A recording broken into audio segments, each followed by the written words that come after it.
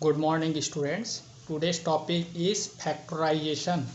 So, factorization of algebraic expression. So, what is the meaning of factorization? Factorization means to express in the form of factors. So, see here I am explaining. Suppose I am asking write the factors, factorize the 10. So, you will write 2 into 5. This is prime factorization. So this is prime factorization. Suppose if I say write this 20, so you can write in two ways, 2 into 5, or you can write 4 into 5 also. So both are factorization. This is prime factorization and this is only factorization. Means to represent the number in the form of product is called factorization. So how we will represent the algebraic expression in the factorization form? So it means that should be in the form of product only. So this is question. Suppose this is a square plus 2ab plus b square is equal to what we have learned, a plus b whole square. Means I am writing the algebraic identities in reverse order. So this is the factor form of this expression. This is the expanded form and this is the factor form. Why this is factor form? It means because this can be written as 2 times it is. So we can write a plus b into a plus b. This can be written as a plus b whole square can be written as a plus b into a plus b. So you can see this expression is in the form of factors, 2 factors. That is why this is now question will be given in the form of this and question will be asked factorize, then we will find the answer in a plus b whole square form and the same we will write 2 times. And if the question is in the form of this negative sign, then our answer will be this and this will be written 2 times a minus b into a minus b. And this third identity a square minus b square, the question will be in this form and their answer is a plus b and a minus b. So from this worksheet 6 onwards question will be in this side in expanded form and our answer will be in the product form, this form. So this question will be called ask factorize instead of solve. No, solution will be not solved, already this is solved. Question will be factorized. See this question number 1. Question I am reading. Find, question is factorize. So factorize means this is the solution form and we have to factorize means we have to bring the product form. So as we know, first of all what we will see, हम लोग सबसे पहले ये देखेंगे कि ये जो question है वो कौन से आइडेंटिटी में फिट हो रहा है, इसमें हो रहा है, इसमें हो रहा है. तो वी कैन सी हियर एक प्लस एक नेगेटिव है. First identity is for all positive, तो इसमें फिट नहीं होगा.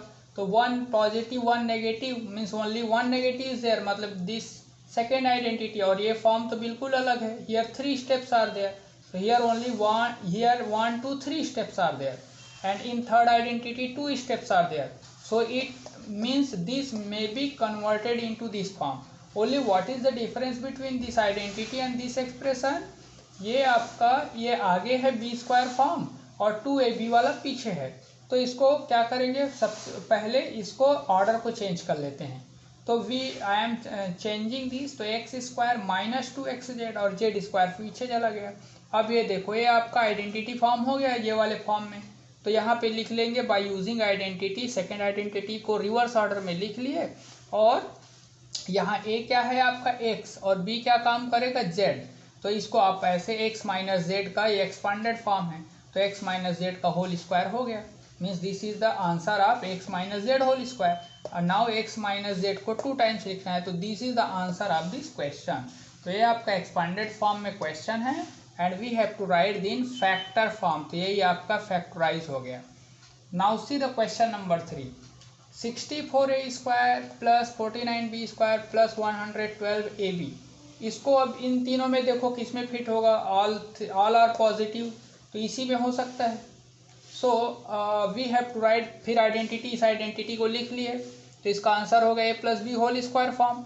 बट अभी ये होल स्क्वायर नहीं है. Now take care, we have to prepare this question in whole square form. ये ए स्क्वायर है, इसके ऊपर स्क्वायर नहीं है नंबर के ऊपर, तो we have to make in such a way इसका भी स्क्वायर बने तब ये राइट होगा। तो अभी एक फर्स्ट स्टेप में क्या करते हैं, ऑर्डर को चेंज कर लेते हैं। मतलब we will write this in the form of this identity. पहला आइडेंटिटी 2ab बी स्क्वायर, तो ये बी स्क्वायर वाला पीछे ले गए, इसको इधर ले आए, इसको इधर ले आए, तो पहले स्टेप में प्रॉपर ऑर्डर में कन्वर्ट कर दिए। आफ्टर दैट क्या करते हैं, 64 किसका स्क्वायर होता है, 8 का, तो we will write whole square बनाना है, कभी भी नंबर को छोड़ना नहीं है, we should write in whole square. तो 8a लिख लिए, 8a का होल स्क्वायर, और इसका भी एक किसका स्क्वायर बन जाएगा 49, 7 का, तो 7b का होल स्क्वायर। अब आपका a और b जो है दोनों रेडी हो गया है। अब आपका बच्चा क्या है, a और b हो गया, तो 2ab फॉर्म में लिखेंगे, तो 2 इंटू a क्या होगा, ये मिडिल टर्म ऑटोमेटिकली आपका 112ab आ जाएगा। Only we have to write this in 2ab form. तो 2 हो गया। अब a क्या है आपका 8a, तो यहाँ 8a लिखो, और b क्या है 7b है, तो 7b लिखो। तो when you will solve this 2 into 8 into 7 it will come 112, or a into b it will come this. So what will be the answer, 8a square plus 2 this is exactly in this form, and your a is 8a, b is this, a b है। So our answer will be a plus b का whole square, तो 8a plus 7b का whole square, और the same will be written 2 times। Whole square मतलब 2 बार लिखना है, 8a plus 7b, और another time 8a plus 7b। This is your answer. तो व्हाट इज टुडेज होमवर्क, आपको क्वेश्चन नंबर 1 2 3 4 ओनली 4 क्वेश्चन आज सॉल्व करो, because 5 onwards another concept is there, इसमें थोड़ा और कॉन्सेप्ट है। Tomorrow I will teach question number 5 onwards. So आज का होमवर्क है 1 2 3 4 ओनली, और some extra from my side I am giving. ये जो मैं दे रहा हूँ इसको रफ कॉपी में सॉल्व करो, इसमें यूजिंग थर्ड आइडेंटिटी लगाना, इसको होल स्क्वायर बनाना, it will become 4x whole square, ये 5y whole square. Tomorrow I will give the answer of this question. तो ये एक्स्ट्रा है, सॉल्व इन रफ कॉपी, और 1 2 3 4 इन फेयर कॉपी। ओके।